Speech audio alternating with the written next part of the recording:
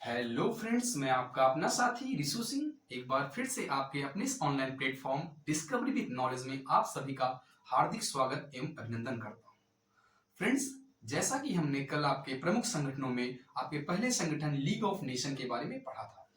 हमने उसके कुछ महत्वपूर्ण बिंदु के बारे में जाना था। उनकी एक बार फिर से पुनरावृत्ति करते हुए हम आज के नए आपके संगठन पे आते हैं।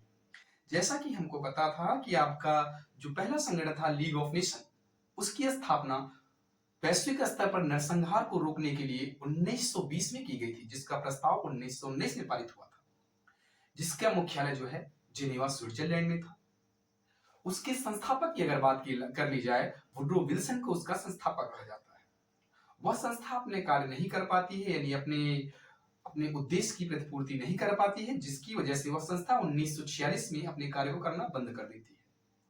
उसके उद्देश्य की प्रतिपूर्ति न कर पाने का तात्पर्य यह है कि द्वितीय विश्व युद्ध हो जाता है। ठीक है, तो हम आगे पढ़ते हैं, वहीं से हम आगे बात करते हैं 1942 में। जैसा कि हमको पता है, द्वितीय विश्व युद्ध जो हो रहा था, द्वितीय विश्व युद्ध आपका 1939 से प्रारंभ होता है, जो कि 1945 तक चलता है। द्वितीय विश्व युद्ध के ही दौरान आपका 1942 में पहली बार 1 जनवरी 1942 को प्रथम बार आपका यूएन शब्द प्रयोग में आता है।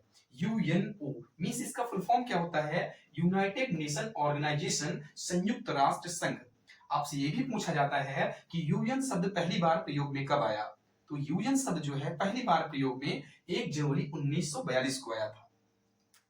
1 जनवरी 1942 में आया था। अगर पूछा जाए यूएन शब्द जो है, यूएन शब्द का यानी यूएनओ शब्द का नामकरण किसने किया था, तो तत्कालिक यूएसए के जो राष्ट्रपति थे, जिनका नाम था फ्रैंकलिन डी रूजवेल्ट।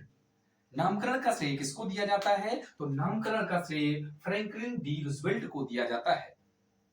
जैसे कि वहां पे आप संस्थापक कह सकते हैं, जैसे आपने वुड्रो विल्सन को आपने देखा था कि आपके लीग ऑफ नेशंस के संस्थापक वुड्रो विल्सन थे, ठीक उसी प्रकार से आप अगर आपसे पूछा जाए यूएनओ के संस्थापक, तो आप कह सकते हैं कि यूएनओ के संस्थापक या फिर नामकरण करने वाले फ्रैंकलिन डी रूजवेल्ट रहे।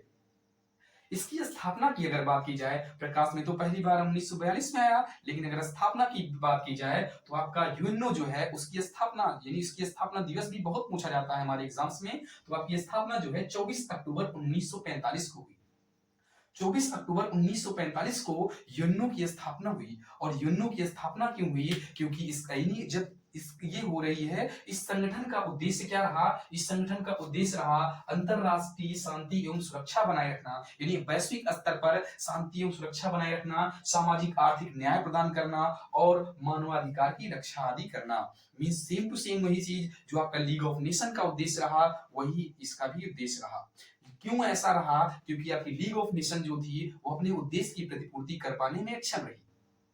ठीक है, आगे हम चलते हैं, हम देखते हैं यूएनओ का मुख्यालय कहां पे रहा। तो यूएनओ का मुख्यालय जो है, यूएनओ का मुख्यालय आपका मैनहट्टन द्वीप न्यूयॉर्क में जो है, न्यूयॉर्क में मैनहट्टन द्वीप है, उस पर आपका इनका मुख्यालय यूएनओ का मुख्यालय स्थित है। और अगर बात की जाए मैनहट्टन द्वीप एक पार्टिकुलर एक व्यक्ति का था, जिनका नाम क्या था? रॉकफेलर। मैनहट्टन द्वीप एक व्यक्ति का था जिनका नाम रॉकफेलर था। रॉकफेलर ने अपनी यह जमीन जो है, यह यूएनओ को दान में दे दी थी, जिस पर इसका मुख्यालय बना हुआ है। और अगर पूछा जाए कि यूएनओ का कार्यालय कब बन करके तैयार हुआ, तो आधिकारिक तौर से यूएनओ का जो कार्यालय है 1952 में बन करके तैयार हुआ था। मींस आप कह सकते हैं 1952 से यूएनओ का जो कार्य है उसके मुख्यालय से होना प्रारंभ हो गया था। ठीक है, आगे की हम बात करें, अगर इतनी बातें क्लियर हों तो हम आगे की बात करते हैं। हम आगे चलें, यूएनओ की बात, यहाँ पे यूएनओ के प्रतीक यानी लोगो की बात की जाए, तो जो यूएनओ का लोगो है उसको देने का श्रेय किसको जाता है? 1945 में ही यूएनओ का लोगो बनकर के तैयार हुआ था। जो लोगो था यूएनओ का लोगो देने का श्रेय जो है, यानी उसका जो प्रतीक बनाने का श्रेय है, वह ओलिवर लिंकन लिंक्विस्ट को जाता है। ओलिवर लिंकन लिंक्विस्ट के नेतृत्व में ही इसका यूएनओ का लोगो बनकर के तैयार हुआ था। यूएनओ का जो लोगो है वह उसके ध्वज पर प्रतिबिंबित है, और उसके ध्वज में जो लोगो बना हुआ है वह है क्या? उसका ध्वज है, उसके ध्वज पे जो लोगो है वह है जैतून की पत्तियों के बीच में ग्लोब। जैसा कि हम सभी को ये पता होगा कि जैतून जो है वह शांति का प्रतीक होता है। जैतून की पत्तियां वह शांति का प्रतीक होती हैं। और ये ग्लोब का अर्थ क्या है? और ग्लोब के बारे में हमको पता है कि ग्लोब जो होता है वह पृथ्वी का एक काल्पनिक रूप होता है। मीन्स पृथ्वी को दोनों तरफ से अगर ग्लोब के द्वारा ढका गया है जैतून की पत्तियों के बीच, तो इसका उद्देश्य जो है मीन्स आपका यूएनओ का जो उद्देश्य है यह इसके ध्वज यानी इसके लोगो से प्रतिबिंबित होता है। जो जैतून की पत्तियां हैं वह शांति व्यवस्था बनाए रखने का प्रतीक होती हैं और बीच में ग्लोब है। इसका तात्पर्य यह है कि यूएनओ का उद्देश्य जो है वह है पृथ्वी पर शांति व्यवस्था बनाए रखना। आगे की अगर हम बात कर लें सदस्य देशों की, अगर हम सदस्य देशों की बात कर लें तो हम सदस्य पे पहले ही जानते हैं कि हमने जैसे पिछली प्रीवियस क्लासेस में बात किया था, संस्थापक देश और अन्य मीन्स संस्थापक सदस्य और अन्य सदस्य दो प्रकार के सदस्य होते हैं। यहाँ पे ऐसे ही आपके यूएनओ के सदस्य की बात की जाए तो यूएनओ में संस्थापक देशों की बात की जाए तो 50+1 क्यों मिलता है, मीन्स आपको मिलते हैं कुल आपके संस्थापक देशों की बात की जाए 51 होते हैं और 51वां देश कौन सा है, पोलैंड है।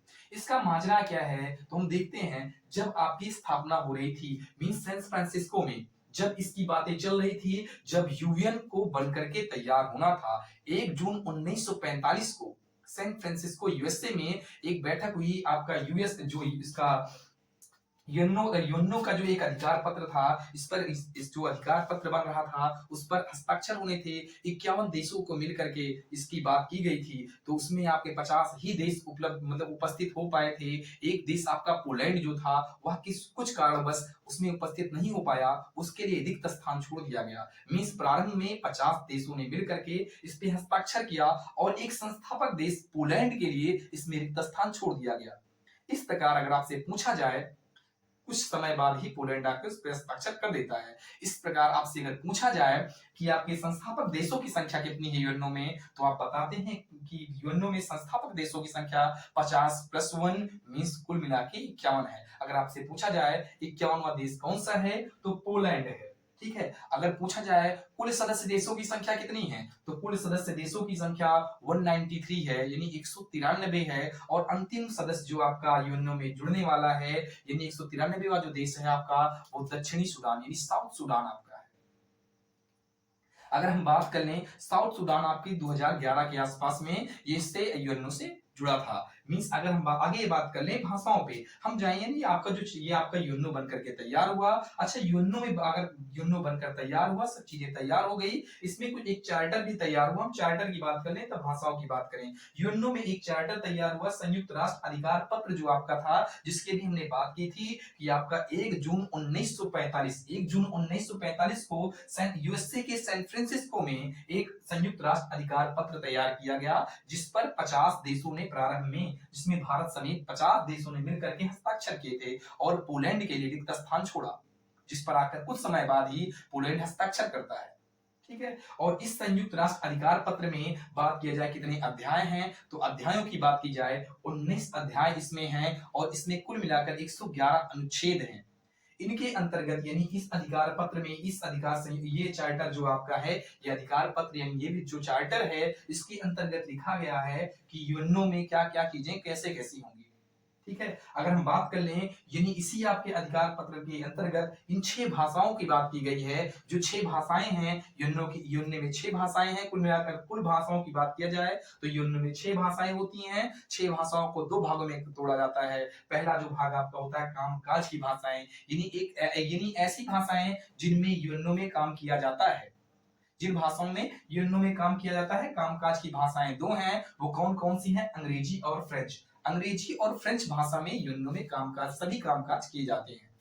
मीन्स कार्यालय जितने कार्य हैं वो सभी आपकी इन्हीं 2 भाषाओं में अंग्रेजी और फ्रेंच में किए जाते हैं। और अन्य जो आपकी 4 भाषाएं हैं वह चीनी, अरबी, स्पेनी और रसियन यानी रसियन और स्पेनिश है।